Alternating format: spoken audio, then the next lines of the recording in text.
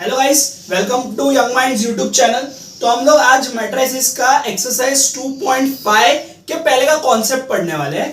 तो कॉन्सेप्ट है क्या एक्चुअली 2.5 में हमको करना क्या, हमको ना मैट्रिक्स का इनवर्स ढूंढना है, इनवर्स ऑफ मैट्रिक्स। अब इनवर्स ऑफ मैट्रिक्स दिखता कैसा है ऐसा कुछ हम लोग है ना, जैसा कंसीडर मैंने यहाँ पे एग्जांपल लिखा है कि ए मेरा मैट्रिक्स है, कोई भी मैट्रिक्स है 2x2 3x3 कोई भी मैट्रिक्स है, तो उसका इनवर्स कैसा दिखेगा ए और उसके ऊपर -1। अभी अगर हमारा नॉर्मल अलजेब्रा होता है, जैसे अभी मान लो मैं एक नंबर लेता हूं 5, तो अगर इसका इनवर्स लेने को क्या अगर आपको बोला था क्या कर दोगे 1/5 कर दोगे। बट ये ऐसा मैट्रिक्स में नहीं चलता है, मैट्रिक्स में एक नंबर नहीं होते, बहुत सारे नंबर होते हैं। तो उसको करने के लिए ना हमारे पास दो मेथड है, देखने जाए तो 3 मेथड है। कैसे करना है वो देखो। मेथड है ना मेन दो कैटेगरी में डिवाइडेड है, एक है एलिमेंट्री ट्रांसफॉर्मेशन और दूसरा है एडजॉइंट मेथड। अब एलिमेंट्री ट्रांसफॉर्मेशन में दो और है सब कैटेगरी है, जो है रो और कॉलम। अभी क्वेश्चन रहता है कि हम किससे करें। देखो वैसे तो है ना बोर्ड में चॉइस आता भी है नहीं भी आता है। अगर आपको बोल दे कि एलिमेंट्री ट्रांसफॉर्मेशन से करना है तो आप रो कॉलम दोनों से कर सकते हो, बट आपको बोल दिया कि भाई रो ट्रांसफॉर्मेशन ही करना है तो रो से करना पड़ेगा। सिमिलरली कॉलम के लिए एडजॉइंट मेथड के लिए। अब इनमें डिफरेंस क्या है, मतलब इजी कौन सा है डिफिकल्ट कौन सा है। तो एडजॉइंट मेथड जो है ना वो कंपैरेटिवली इजी है एलिमेंट्री ट्रांसफॉर्मेशन के मुकाबले, बट ये बहुत लेंथी मेथड है। भले ये इजी है बट इसमें ना सबसे ज्यादा मिस्टेक करते हैं बच्चे लोग। क्यों? क्योंकि इसमें ना बहुत सारे आपको प्लस माइनस डिटरमिनेंट, छोटे छोटे डिटरमिनेंट लेने पड़ते हैं। अब एलिमेंट्री ट्रांसफॉर्मेशन जो है ना वो स्लाइटली डिफिकल्ट है, उसमें कॉलम थोड़ा सा ज्यादा है, रो ठीक ठीक है, और पर ये बहुत छोटे मेथड है, मतलब आपके 2-4 स्टेप में सम होते जाएंगे। अब वैसे अगर आप प्रैक्टिस कर लोगे ना एक आध दो सम का, अगर आपने 2 सम रो के कर लिए, कॉलम के कर लिए, एडजॉइंट के कर लिए, तो फिर तो कोई इजी डिफिकल्ट है नहीं। हम लोग है ना एक्सरसाइज के फ्लो के हिसाब से जाएंगे। तो एक्सरसाइज में पहले ना एडजॉइंट के बारे में दिया, मतलब एडजॉइंट के सारे क्वेश्चंस दिए, तो हम लोग भी पहले एडजॉइंट मेथड ही सीखेंगे। अब एडजॉइंट मेथड करने के लिए एक्चुअली एडजॉइंट मेथड से हमको ढूंढना क्या है, ये ए इनवर्स। ये हमेशा दिमाग में रखना कि ये कुछ भी करने पे, ये कोई भी मेथड करने पे मिलने हमको यही वाला है, ए इनवर्स। ठीक है, तो एडजॉइंट मेथड के मैंने स्टेप्स लिख दिए। अब ये स्टेप्स शायद आपको नहीं समझेंगे अभी, बट जस्ट आप इसको नोट डाउन कर लो। इसको हम लोग कैसे इंप्लीमेंट करना है मैं आपको इसी वीडियो में आगे समझाऊंगा।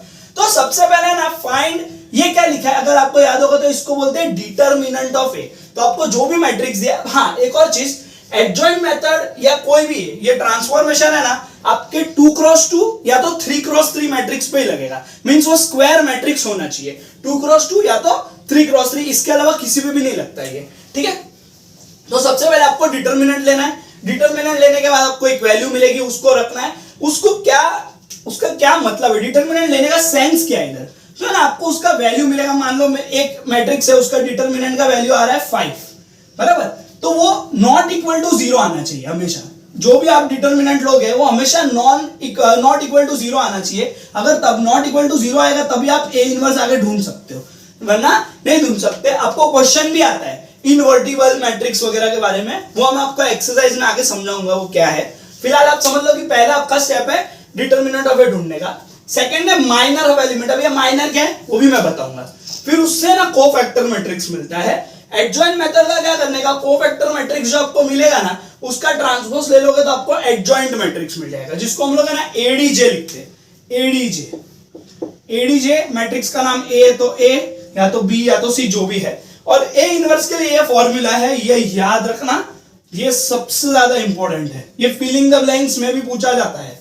ठीक है, ए इनवर्स का फॉर्मूला क्या है, 1 अपॉन डिटरमिनेंट। तो डिटरमिनेंट की आपको यहां से वैल्यू मिलेगी और एडजॉइंट मैट्रिक्स की एडजॉइंट ऑफ ए की यहां से मिलेगी। तो वो अगर आप लिख दोगे तो आपको ए इनवर्स मिल जाएगा। तो क्वेश्चन 3 से हम लोग स्टार्ट कर रहे हैं। अब ये क्वेश्चन 3 से क्यों गया, 1 और 2 हमने स्किप नहीं किया है। मैं इस वीडियो में ना पूरा एडजॉइंट का कवर करने वाला हूं, और एडजॉइंट के जो सम्स है वो आपके स्टार्ट हो रहे हैं क्वेश्चन 3 से। तो इसके लिए मैंने यहाँ पे एक्सरसाइज क्वेश्चन 3 से स्टार्ट किया। कौन सा एक्सरसाइज है, 2.5। तो मैंने अभी आगे आपको ना यहाँ पे स्टेप्स लिख के बताए थे, अगर आपको याद होगा या आपने स्क्रीनशॉट या नोट डाउन किया रहेगा, तो वहां पे ना मैंने स्टेप्स लिखे थे। उसमें पहला स्टेप था फाइंड डिटरमिनेंट ऑफ ए, फिर था माइनर, फिर कोफैक्टर, फिर एडजॉइंट मैट्रिक्स। बट इस क्वेश्चन में ना मेरे को सिर्फ कोफैक्टर तक ढूंढने को बोला है, कोफैक्टर तक ढूंढने को बोला है। ठीक है, तो सबसे पहला काम क्या है, यहाँ पे ना आपको डिटरमिनेंट ढूंढना नहीं पड़ेगा। उसका कारण है डिटर्मिनेंट तभी हम ढूंढते हैं जब हमको ए इनवर्स क्वेश्चन में पूछा रहता है। अभी मेरे को है ना यहाँ पे ए इनवर्स पूछा भी नहीं है, मेरे को सिर्फ कोफैक्टर तक जाने को बोला है, तो मैं यहाँ पे डिटर्मिनेंट फर्स्ट स्टेप नहीं करूंगा। फर्स्ट स्टेप जब भी कंपलसरी तब होता है जब आप इनवर्स आपको पूछा रहता है क्वेश्चन में।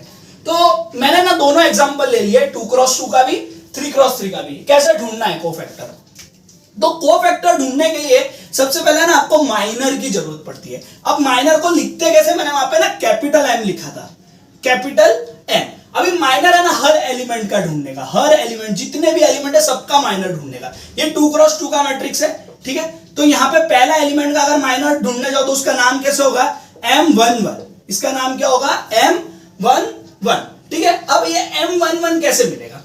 ये ना ये एलिमेंट, इस पे ऐसे हाथ रख दो, ऐसे हाथ रख दो, इसके जो सामने वाला जो बचेगा वो आपका माइनर होगा M11। अभी आप ध्यान से देखो M12 कैसे निकालता हूं मैं। 12 ये पोजीशन है, तो यहां पे हाथ रख दिया और यहां पे हाथ रख दिया, तो बचा क्या? 5। एक तरह से आप बोल सकते हो उसके सामने वाला, एक तरह से आप बोल सकते हो उसमें सामने वाला। तो M21 की बात करते हैं। अभी M21 मेरा 5 है, तो अगर हाथ रख दोगे तो ये धक जाएंगे, बचेगा क्या? 2, या तो उसके सामने वाला भी 2। फिर M22 के लिए -8 है, तो उसके सामने वाला 1। तो ये मेरे सारे माइनर्स मिल गए। माइनस मिल गया तो क्या हो गया? नहीं, हमें तो कोफैक्टर तक जाना है।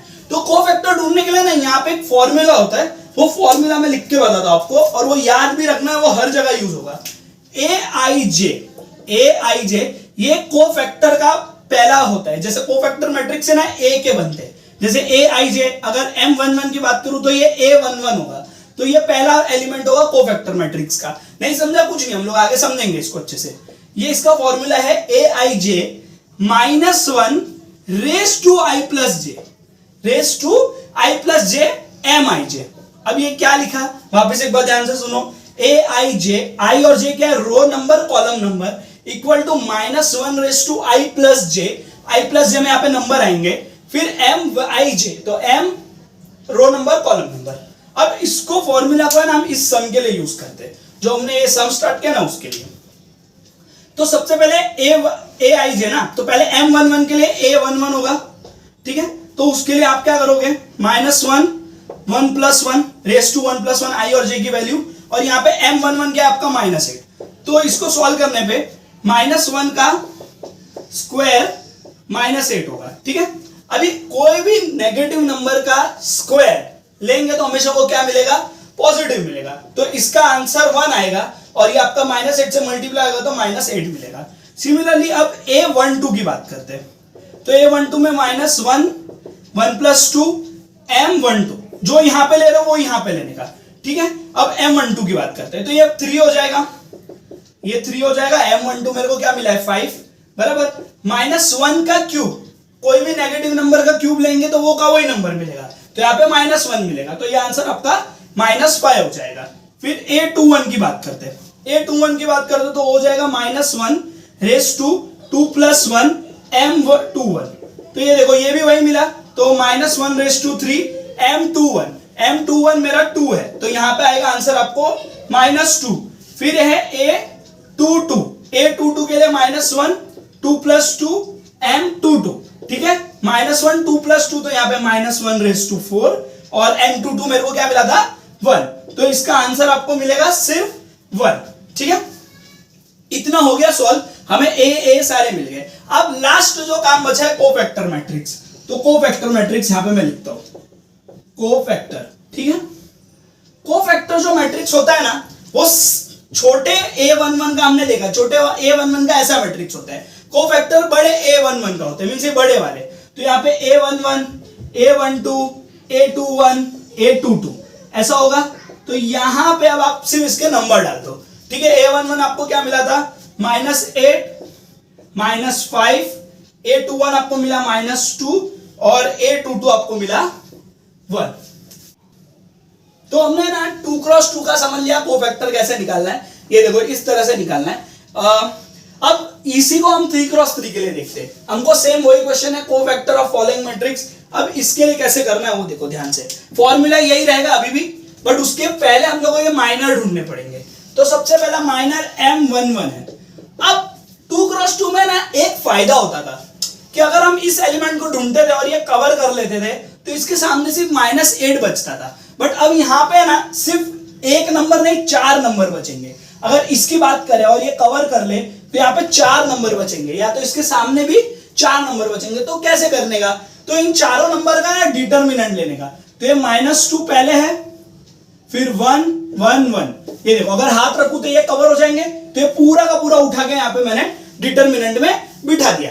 क्यों डिटरमिनेंट ले रहे सर, क्या जरूरत है लेने की, क्योंकि हमें माइनर में सिर्फ एक ही नंबर चाहिए ना, यहाँ पे 4 नंबर है, तो मैं कैसे इनको एक नंबर बनाऊं।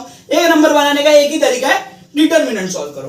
तो इसका डिटरमिनेंट सॉल्व करते हैं। तो -2 × 1 और -1, ये 1 × 1 और बीच में माइनस आता है। अगर डिटरमिनेंट याद होगा तो ये ऐसे ऐसे मल्टीप्लाई होते हैं, मान लो A B C D, तो ये AD मल्टीप्लाई होंगे -CD हो जाएंगे, ठीक, CB हो जाएंगे, CB, ठीक है। ये इस तरह से डिटरमिनेंट सॉल्व होता है। तो यहाँ पे आंसर आपको मिला -3।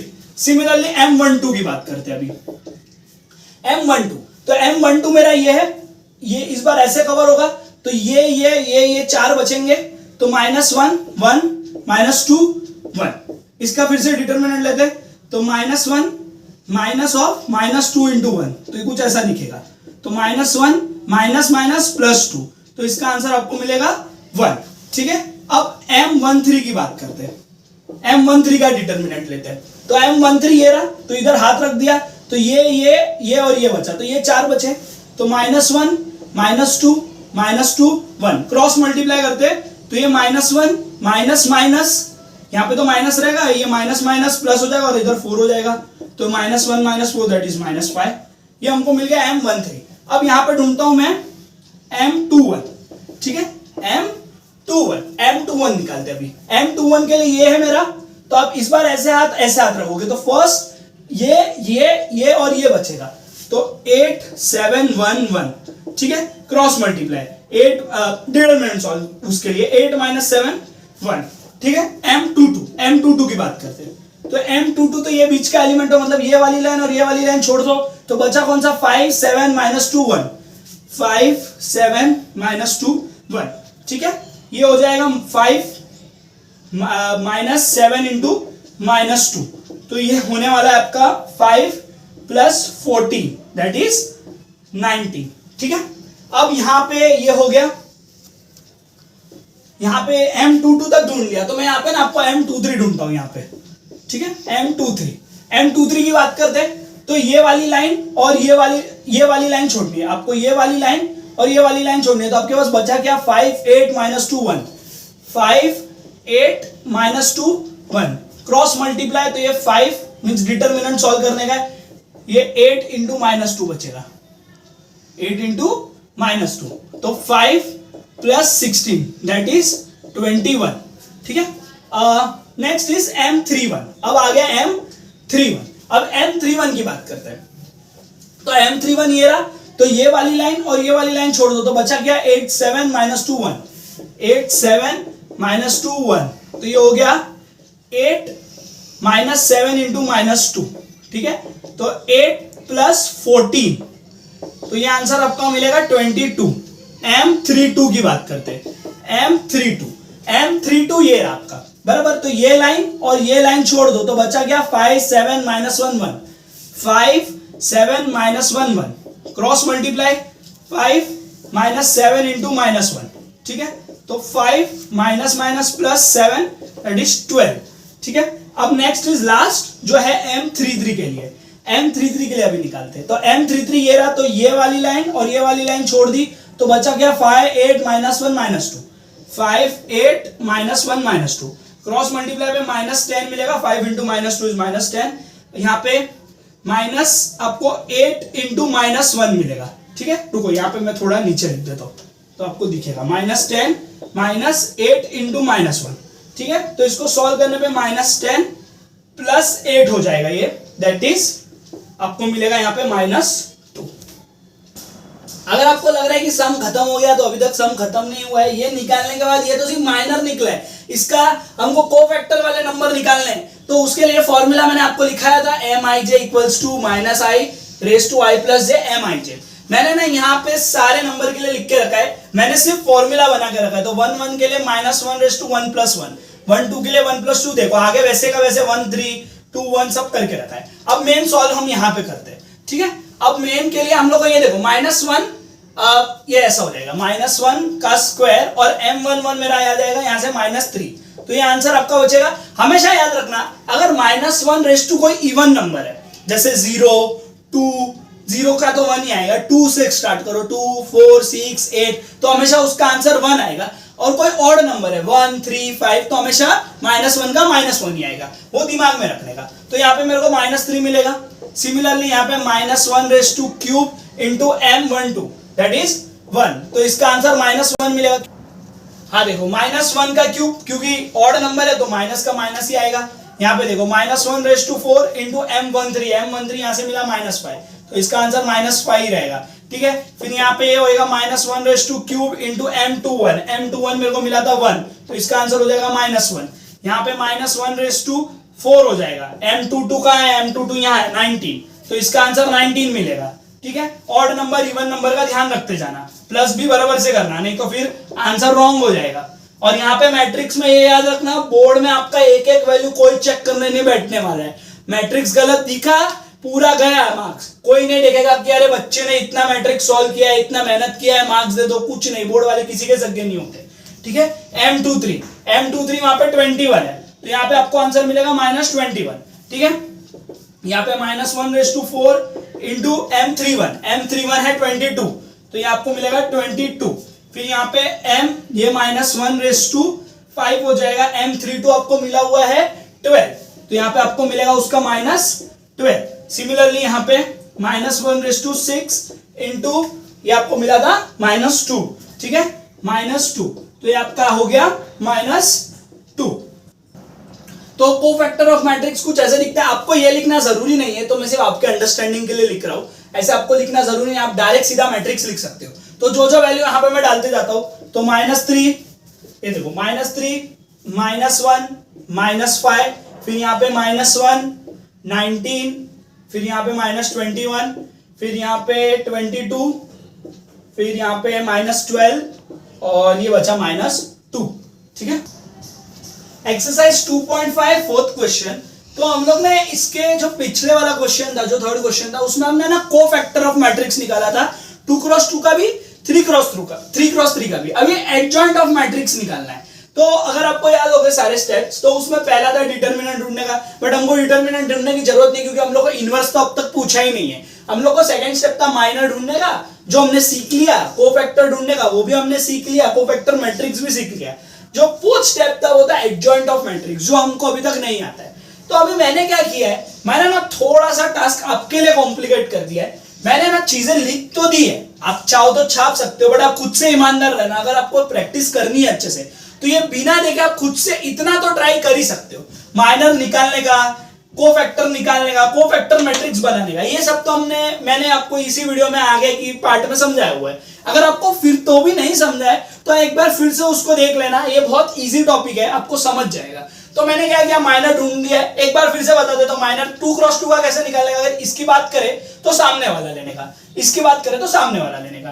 फिर कोफैक्टर निकालने के लिए एक फॉर्मूला है, अगर आपको याद होगा, aij equal to -1 raise to i plus j mij, ठीक है। वही लगा के मैंने सारे यहाँ पे ढूंढ लिए।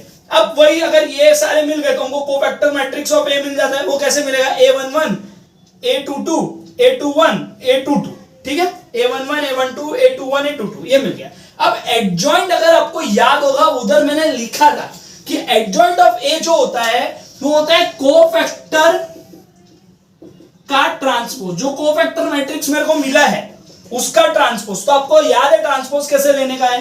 ट्रांसपोज कैसे लेते हैं हम लोग, रो को कर देते हैं कॉलम, कॉलम को कर देते हैं रो। तो इसको मैंने बना दिया 5 - 3, इसको मैंने बना दिया 3 2। तो ये मेरे को मिल गया एडजॉइंट ऑफ ए। और एडजॉइंट ऑफ ए ऐसे लिखते, ध्यान रखना कोई अलग तरीका लिख के मत आना, ठीक है। ये हो गया फर्स्ट सम। अब सेकंड सम की बात करते हैं। सेम ही हमको एडजॉइंट ही ढूंढना है, बट ये 3x3 है। ये क्या है, 3x3। तो इसका माइनर कैसे निकालते हैं, अगर इसकी बात करें तो इन सारों का डिटर्मिनेंट ले लेते हैं। तो मैंने सारा काम कर लिया है, डिटर्मिनेंट निकाल लिया। आप खुद से एक बार ट्राई कर लेना, नहीं समझा होगा तो पीछे रिवाइंड करके आप एक बार देख लेना वापस। सेम ये कोफैक्टर निकालने का तरीका यही है, यही फॉर्मूला है। मैंने कोफैक्टर मैट्रिक्स बना दिया है। कोफैक्टर मैट्रिक्स बना दिया है। ये मैंने क्वेश्चन मार्क इसके लिए डाले कि आप खुद से ट्राई करना, वैसे आंसर तो आपको पता है मिल गया है, बट तो भी ठीक है, आप ट्राई कर सकते हो खुद से। अब एडजॉइंट ऑफ ए निकालने के लिए आपके पास अभी मैंने यहाँ पे समझाया आपको कि कोफैक्टर मैट्रिक्स का ले लेने का ट्रांसपोज, तो यहाँ पे लिखने का कोफैक्टर मैट्रिक्स ऑफ ए, यहां पे भी लिख देने का, यहां पे मैंने सिर्फ कोफैक्टर लिखा, कोफैक्टर मैट्रिक्स ऑफ ए लिख देने का, तो क्या है वो अच्छा लगता है, उसका ट्रांसपोज। तो आपको एडजॉइंट ऑफ ए मिलेगा जो हमारा कोफैक्टर है, इसका ट्रांसपोज, तो ये रो को बना दिया कॉलम, फिर उसके नीचे वाले को भी कॉलम, सेम सबके लिए कर देने का। तो यहाँ पे -1 3 2, फिर यहाँ पे -11 -9 1, ठीक है, इसको कॉलम बनाया, इसको कॉलम बनाया, इसको कॉलम बनाया, और हमारा एडजॉइंट ऑफ ए मिल गया। हाँ, तो 6 सब, तो हमने फोर्थ सब में क्या सीखा, कोफैक्टर निकालना, फिफ्थ सब में क्या सीखा, हमारा क्या बोलते हैं एडजॉइंट निकालना। अब 6 सब में हम क्या सीखांगे, इनवर्स ऑफ मैट्रिक्स निकालना। अब वो जो सारे स्टेप्स है ना, वो सारे स्टेप्स आपको यूज करने पड़ेंगे, अब तक हम वो सारे स्टेप यूज नहीं कर रहे थे। तो इनवर्स निकालने के लिए सबसे पहली चीज क्या आपको ढूंढनी पड़ेगी, मैट्रिक्स का डिटर्मिनेंट। तो इसका डिटर्मिनेंट निकाल दे 3 -1 2 -1, तो अभी डिटर्मिनेंट के लिए ये इससे मल्टीप्लाई -3, ये इससे मल्टीप्लाई बीच में माइनस, तो ये ऐसा -2 मिलेगा, ठीक है। तो ये -3 + 2 दैट इज -1, ये नॉट इक्वल टू 0 है, डिटर्मिनेंट ऑफ ए जो है नॉट इक्वल टू 0 है, देयरफॉर ए इनवर्स एग्जिस्ट। इसको है ना हम लोग इनवर्टिबल चेक भी बोलते हैं। आपको ना कभी बार है ना 2 मार्क के लिए क्वेश्चन भी आता है, find the matrix is invertible और नॉट। तो उसके लिए क्या करने का, डिटर्मिनेंट सॉल्व करने का, अगर नॉट इक्वल टू 0 आया मींस वो इनवर्टिबल है, मींस उसका हम इनवर्स निकाल सकते हैं। इनवर्टिबल का मतलब ये होता है हम उसका इनवर्स निकाल सकते हैं, तो ए इनवर्स एग्जिस्ट। अब आगे का सारा प्रोसीजर सेम है, m11 1 2 2 1 2 2 माइनर निकाला, कोफैक्टर निकाला, कोफैक्टर का मैट्रिक्स निकाला। एडजॉइंट कैसे निकालते हैं, कोफैक्टर मैट्रिक्स का ट्रांसपोज, ये अभी हमने पिछले थोड़े टाइम पहले इसी वीडियो में कवर किया हुआ है। इसका ट्रांसपोज लेने पे -1 -2 मेरा कॉलम बन गया, 1 3 मेरा कॉलम बन गया। अब मेन लास्ट पार्ट है वो है ए इनवर्स। ए इनवर्स के लिए फॉर्मूला मैंने आपको स्टेप्स में लिख के बताया था, मैंने वापस यहाँ पे लिख दिया। तो ए इनवर्स निकालने के लिए आपको ये फॉर्मूला की जरूरत पड़ेगी। अब ये डिटर्मिनेंट कहाँ निकाला है, सब निकाला है ना, ये रहा डिटर्मिनेंट ऑफ ए निकाला है, तो यहाँ पे -1 नीचे आ जाएगा, और एडजॉइंट ऑफ ए ये रहा, ठीक है। तो इसको एज इट इज लिख देता हूँ, ठीक है। अब ये माइनस जो है ना उसको मैं अंदर डाल देता हूँ। अब यहाँ पे क्योंकि सिर्फ माइनस है इसके लिए मैं डाल रहा हूँ, ऐसा नंबर होता है बड़ा जैसे 1/11 या 1/15 तो नहीं डालते तो चलता है, बट अभी सिर्फ माइनस है इसके लिए मैं डाल देता हूँ। और ये 1 है तो मल्टीप्लाई होकर 1 ही होने वाला है, तो साइन चेंज हो जाएगा, माइनस का प्लस, प्लस का माइनस, माइनस का प्लस, प्लस का माइनस, तो आपका ये हो गया ए इनवर्स। तो सेकंड सम इसका है ना, मैंने होमवर्क दिया है क्योंकि वो 2x2 का है, 2x2 का हमने एक सम इसके पहले कवर कर लिया है, तो अब वो खुद से ट्राई कर लेना। क्वेश्चन 3 अभी 3x3 का है, तो वो मैं आपको करवा देता हूँ। तो स्टेप अभी सारे वही फॉलो करने, पहले डिटर्मिनेंट निकालने, तो पहले इसका मैं डिटर्मिनेंट निकाल देता हूँ, 1 2 3 0 2 4 0 0 5। तो ये 3x3 का डिटर्मिनेंट थोड़ा सा कैसे करते हैं वापस एक बार मैं समझा देता हूँ, वैसे मैंने पिछले वीडियोस में कवर किया है इसको। तो 1, अभी ये और ये सारे आ जाएंगे 1, और ऐसे हाथ रख देने का, तो ये 4 की जोड़ी बना देने की, इनको मल्टीप्लाई करो, तो 2 5 10, और ये तो 0, तो ये एज इट इज रहेगा। ऑल्टरनेट प्लस माइनस है, तो यहाँ पे प्लस तो अभी यहाँ पे माइनस। अभी इसको और इसको करो तो बचा गया ये 0 0 4 5, मल्टीप्लाई करोगे तो 0 ही आने वाले, क्योंकि 0 × 5 0, 4 × 0 0। अब लास्ट +3, ऑल्टरनेट प्लस माइनस, इनको कवर करो तो बचा गया 0 2 0 0, तो 0 2 0 0, 0 × 0 0, 0 × 2 0, तो ये भी 0 ही आने वाला है। तो इसको सॉल्व करने में आपको सिर्फ 10 मिलेगा, बाकी सब 0 हो जाएगा, that is not equal to 0, therefore A inverse exist. ये आपको हर बार लिखना है, ए इनवर्स एग्जिस्ट, ठीक है। अभी ए इनवर्स एग्जिस्ट है तो मैंने माइनर निकालने चालू कर दिए, एक सारे माइनर निकाल दिए, M3 तक। अब आप कोफैक्टर्स निकाल लेना, वैसे मैंने ये मैट्रिक्स बना के दे दिया है। एडजॉइंट कैसे लेते हैं, इसका ट्रांसपोज, तो मैंने 10 को इसको रो बना दिया, सॉरी इस रो को मैंने कॉलम बना दिया, फिर इस रो को मैंने कॉलम बना दिया, इस रो को मैंने कॉलम बना दिया, ठीक है। एडजॉइंट मिल गया। अब ए इनवर्स, तो ए इनवर्स का आपको फॉर्मूला याद है होगा, ये होगा 1 determinant of A adjoint of A, ये आपका ए इनवर्स का फॉर्मूला है। तो 1 डिटर्मिनेंट ऑफ ए मुझे मिला यहाँ पे, ये देखो 10, तो वहां पे मुझे 10 मिल गया, ठीक है। और एडजॉइंट ऑफ ए मुझे यहाँ पे मिला हुआ है।